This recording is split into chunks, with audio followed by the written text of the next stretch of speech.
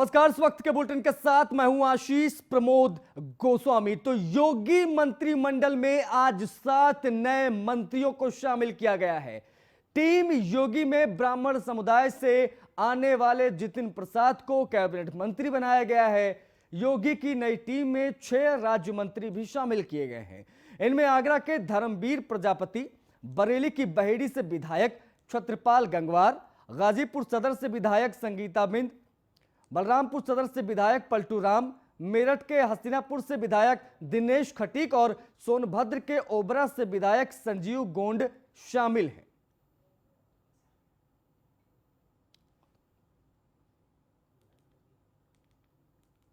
तो सबसे पहले हमने बताया कि कौन कौन से मंत्री हैं और ये तस्वीरें भी अब देखिए, उन्हीं मंत्रियों पर मुहर लगी, उन्होंने शपथ ली।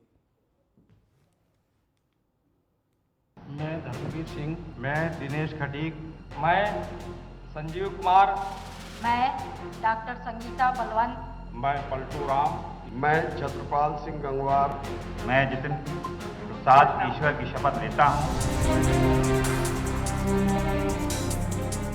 योगी के यही वो 7 नए महारथी हैं जो यूपी के सियासी रण क्षेत्र में विरोधियों पर जबरदस्त वार करेंगे। चुनावी महासमर के ठीक पहले इन योद्धाओं के तरकश में तीर भरकर बीजेपी ने कई निशाने साधे।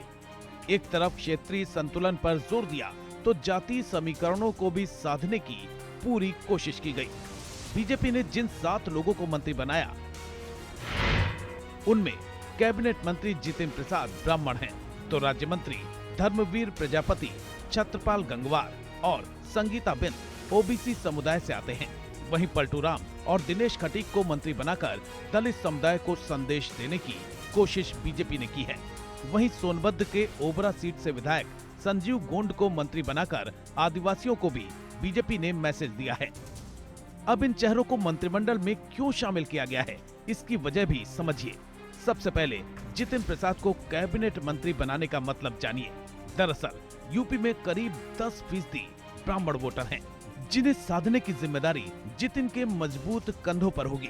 इसके साथ ही शाहजहांपुर और आसपास की सीटों पर जितिन का प्रभाव है। वहीं जितिन के जरिए युवाओं को संदेश देने की कोशिश भी बीजेपी ने की है।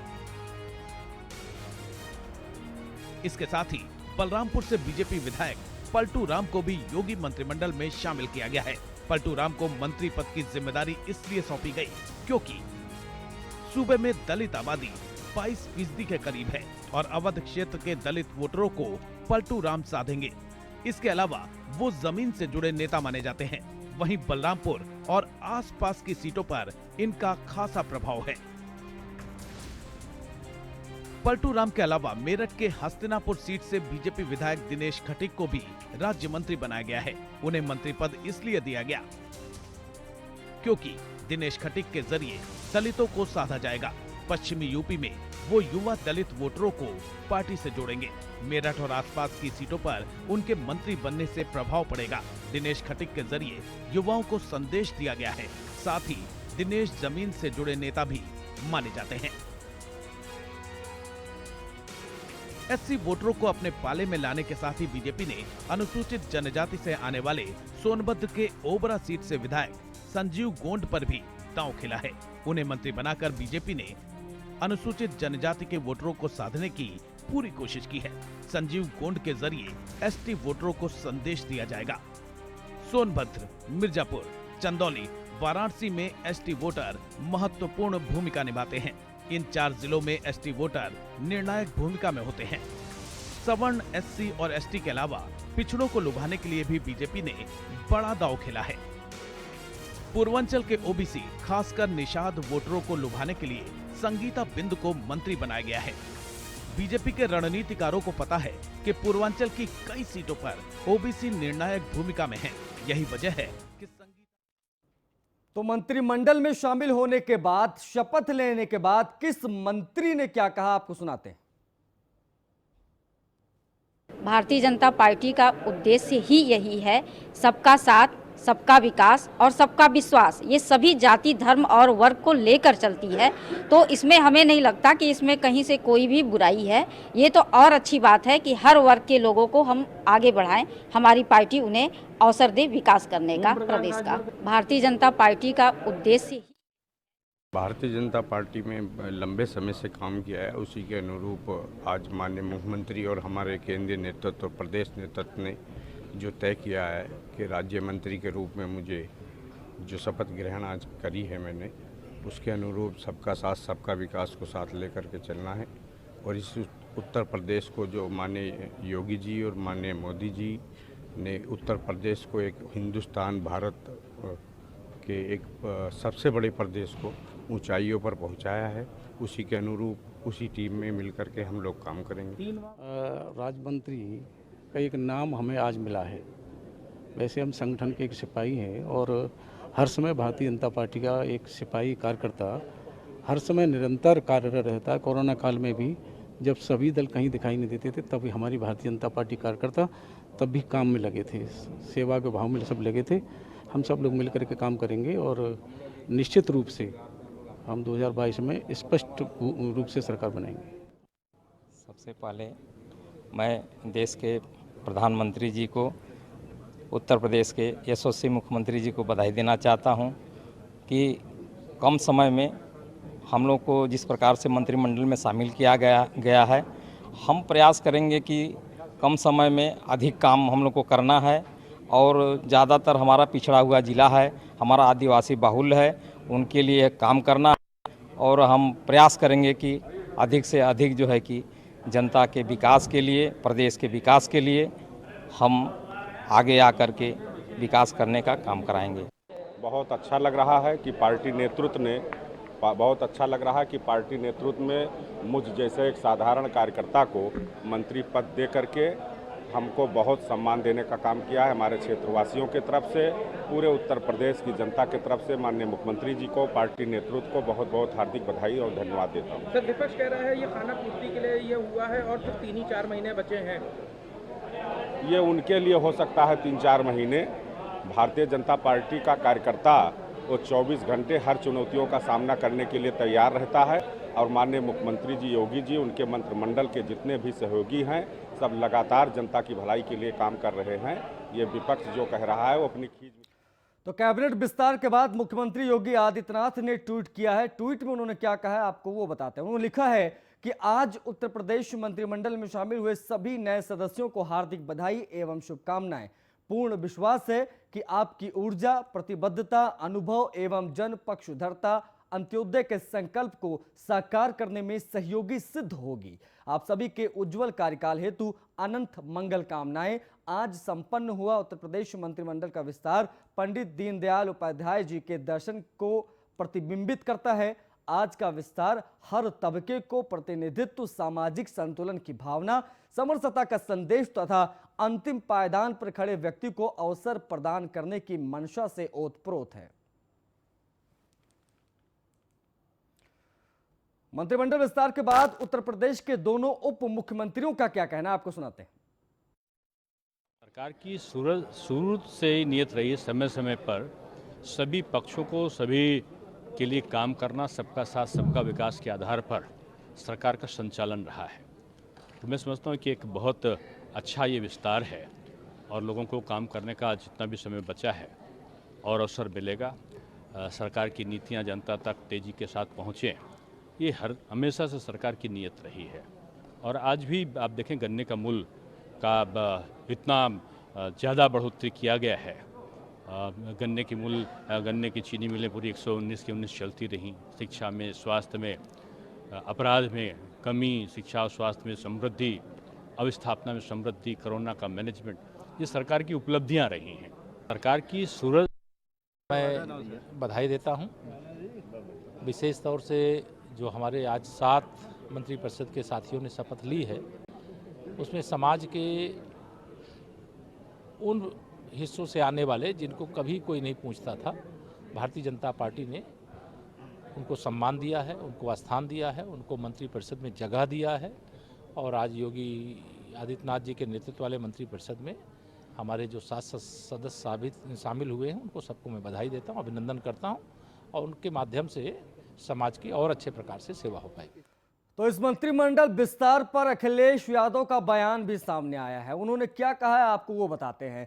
जातिगत समीकरण साधने के लिए मंत्रिमंडल का विस्तार किया गया है। जब मंत्रियों के पास बजट नहीं होगा तो मंत्री क्यों बना रहे हैं, जाति देखकर मंत्री बनाए जा रहे हैं। ये बड़ी बात आजमगढ़ में आज पूर्व मुख्यमंत्री उत्तर प्रदेश अखिलेश यादव ने कही।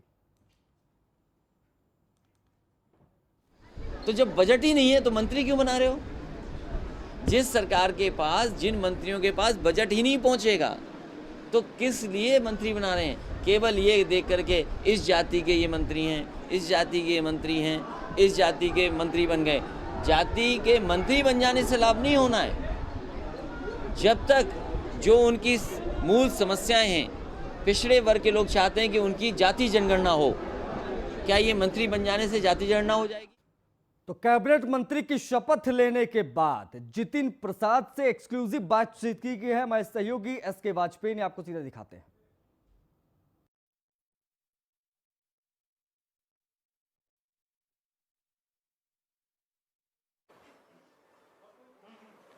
हमारे साथ हैं मंत्री जितिन प्रसाद। सर, जिस तरीके से अभी तक आप जो चीज़ें थी कहीं ना कहीं केंद्र के लिए करते थे, अब उत्तर प्रदेश में करेंगे और वो भी इतना कम समय, किस तरीके से करेंगे? नहीं, बात केंद्र या प्रदेश की सवाल की बात नहीं है, कार्य करने की बात है और कार्य और जिम्मेदारी जहां दी जाती है पूरे लगन और मेहनत से करूंगा। और धन्यवाद भी देता हूं इस अवसर पे भारतीय जनता पार्टी के नेतृत्व के, खासतौर से आदरणीय प्रधानमंत्री जी का, हमारे राष्ट्रीय अध्यक्ष नड्डा जी का, गृह मंत्री अमित शाह जी का और मुख्यमंत्री योगी जी का, जिन्होंने मुझे ये जिम्मेदारी दी है। पूरी मेहनत और लगन से कार्य किया जाएगा और जो सरकार का, पार्टी का जो संदेश रहा है वो जन जन तक पहुंचाया जाए और आने वाले समय के लिए एक मजबूत और ख़ास तौर से जो उत्तर प्रदेश के युवाओं का सपना है उसको साकार करने में योगदान दूँ। धन्यवाद। आप ब्राह्मणों के लिए लगातार दौरे करते रहे हैं, बहुत सारे इशूज़ आपने उठाए हैं, मंत्री हैं अब आप, कहीं ना कहीं जिम्मेदारी बढ़ नहीं जाती, आपको लगता नहीं उन चीज़ों को कैसे करेंगे? नहीं, हम लोग जो सार्वजनिक जीवन पे होते हैं सभी को साथ लेके और सभी वर्गों को के समाधान के लिए कार्य करते हैं और मुझे इस बात का सौभाग्य प्राप्त हुआ है कि मैं अब कार्यों का निस्तारण करूं और जहां जो ज़रूरत है और प्रभावशाली ढंग से उसको मैं समाधान ढूंढ के लाऊं। धन्यवाद। बिल्कुल, ये हैं मंत्री जितिन प्रसाद, जिनका साफ तौर पर कहना है कि समय मायने नहीं रखता। जिस तरीके से मैंने अभी तक काम किया है, आगे भी काम करूंगा और इस समय में जिस तरीके की जिम्मेदारी मुझे मिली है कहीं ना कहीं उसको पूरी तरीके से निभाऊंगा। कैमरामैन अमित शाहनी के साथ मैं S K Vajpayee, news 1 India, Lucknow. Lucknow में बीजेपी के किसान मोर्चे की ओर से आयोजित किसान सम्मेलन को संबोधित करते हुए मुख्यमंत्री योगी आदित्यनाथ ने किसानों के लिए बड़ी सौगात का ऐलान किया। गन्ना का समर्थन मूल्य 25 रुपए बढ़ाने का ऐलान सीएम ने इस दौरान किया और किसानों को एक बड़ी राहत दी। सामान्य गन्ने का जो 315 रुपए अब तक दाम था, उसमें भी 25 रुपए की वृद्धि होगी, वह 340 रुपए का भुगतान उसमें भी होगा।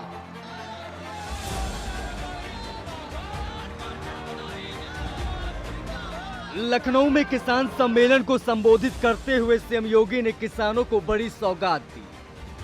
सीएम योगी के इस फैसले से प्रदेश के करीब 45 लाख किसानों को सीधा फायदा मिलने की उम्मीद जताई जा रही है। हालांकि सरकार से किसानों ने गन्ने की फसल की कीमत 400 रुपए प्रति क्विंटल की मांग की थी।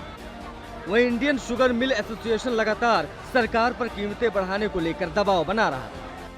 ऐसे में सीएम योगी ने गन्ना का समर्थन मूल्य बढ़ाकर किसानों को बड़ी सौगात दी थी। गन्ने का समर्थन मूल्य 25 रुपए बढ़ाने का ऐलान करते हुए सीएम योगी ने कहा कि अब गन्ना किसानों को 325 की जगह 350 रुपए प्रति क्विंटल के हिसाब से भुगतान किया जाएगा। इसमें यूपी के 45 लाख गन्ना किसानों को फायदा मिलेगा। सीएम योगी ने कहा कि प्रदेश में अधिकतर गन्ना किसान पश्चिमी यूपी में रहते हैं। ऐसे में 4 साल बाद गन्ना का समर्थन मूल्य बढ़ने से गन्ना किसानों की आय में 8% की बढ़ोतरी होगी। इस दौरान सीएम योगी आदित्यनाथ ने सरकार की उपलब्धियां गिनाते हुए विपक्ष पर भी जमकर निशाना साधा। सीएम योगी ने कहा कि बसपा और समाजवादी पार्टी के सरकार के समय 21 चीनी मिलें बंद हुई थी।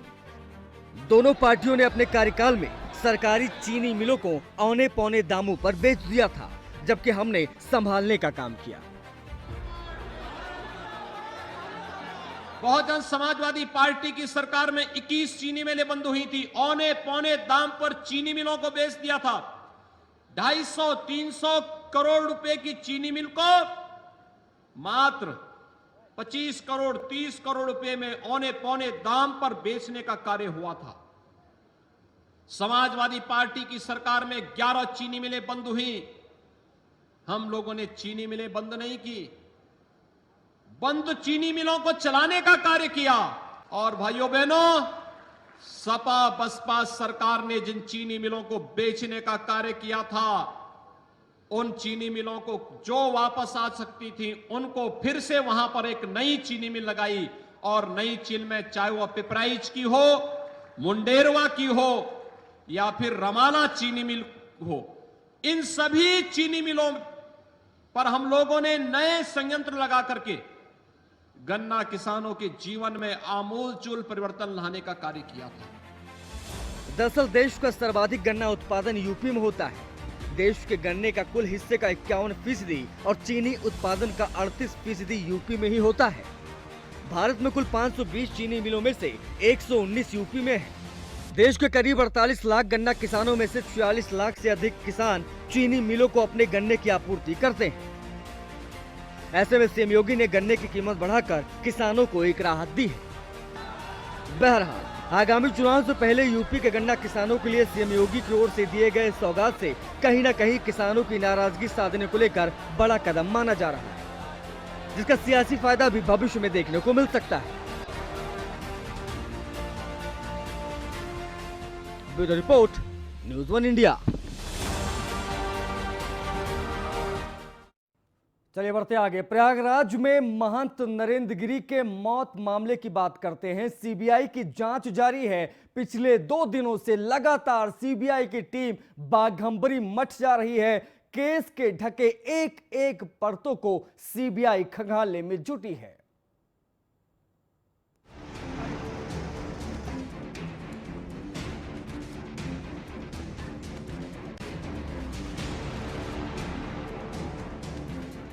अखाड़ा परिषद के अध्यक्ष महंत नरेंद्र गिरी की मौत की गुत्थी सुलझाने की जिम्मेदारी अब सीबीआई के पास है। केस के लिहाज से बहुत अहम है। महंत गिरी के वकील ऋषि शंकर द्विवेदी का दावा है कि नरेंद्र गिरी ने पिछले 10 साल में अपनी वसीयत 3 बार बनाई थी। 2010 में पहली वसीयत बलबीर गिरी के पक्ष में बनाई थी, जिसके बाद एक और वसीयत आनंद गिरी के पक्ष में बनाई गई।